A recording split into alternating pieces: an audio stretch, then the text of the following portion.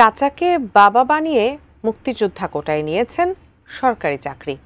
আব্দুস সামাদ থেকে হয়েছেন সামাদ আজাদ। চাকরির পর আসেন না এলাকায়, নেই স্থানীয়দের সাথে যোগাযোগও।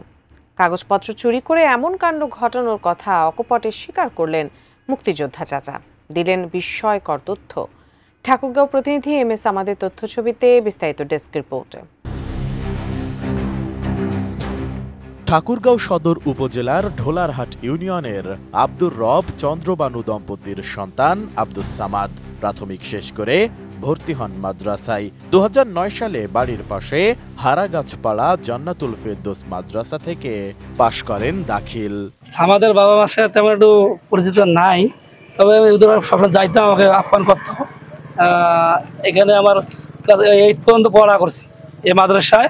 পড়ার পরে আমি এখান থেকে চলে গেছি, ও ছিল সর্বক্ষণে এখন ছিলাম, খেলাধুলা করছি, এতটুকুই জানি। পরে ও চাকরি পেলো, রংপুরে পোস্টিং হলো, ওখানে আমি অনেক দেখা করছি ওর সঙ্গে।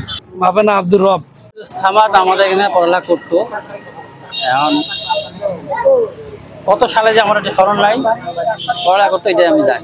আব্দুস সামাদ আমাদের এখানে 5ম শ্রেণী থেকে 6ষ্ঠ শ্রেণী থেকে পড়ালেখা শুরু করে এবং 2009 সালে দাখিল পরীক্ষা দিয়ে সে পাশ করে অন্য কোণে চলে যায়। মোনালিসা হেভি ফ্লো 15 পিস প্যাকেটের সাথে 8 পিসের একটি প্যাকেট একদম ফ্রি। মুক্তিযোদ্ধা কোটায় চাকরির লোভে আশ্রয় নেন প্রতারণার। চাচাকে বাবা বানিয়ে তৈরি করেন জাতীয় পরিচয়পত্র। 2010 সালে ভর্তি হন উন্মুক্ত বিশ্ববিদ্যালয়ে। পাশ করে চাকরি নেন পুলিশে। ছেলেকে ভাতিজা দাবি করলেও গণমাধ্যমের সাথে কথা বলতে নারাজ পরিবার। সে কি এখান থেকে পড়াশোনা করছে? একটা জিনিস কি করবার গেলে মানুষই অনেক কিছু করে, ওগুলা তর্ক আমার সাথে না করে তার কাছে করেন। জালিয়াতির কায়দা জানতে চাচার মুখোমুখি এটিএন নিউজ। নীলফামারীর ডিমলা উপজেলার খগা খড়িবাড়ি গ্রাম, এই গ্রামেই বসবাস করেন সামাদের বড় চাচা বীর মুক্তিযোদ্ধা আনসার আলী। কিন্তু সরাসরি কথা বলতে রাজি নন তিনি।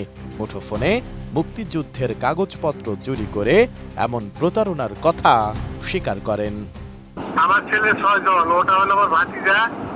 ও আমার কাগজপাতি চুরি করে নিয়ে ওই চাকরিটা নিতেন আমার নাম দিয়ে। আমি ওর মামলা করছিলাম রংপুর পুলিশ লাইনে। তো কাগজপত্র আমার কাছে আছে।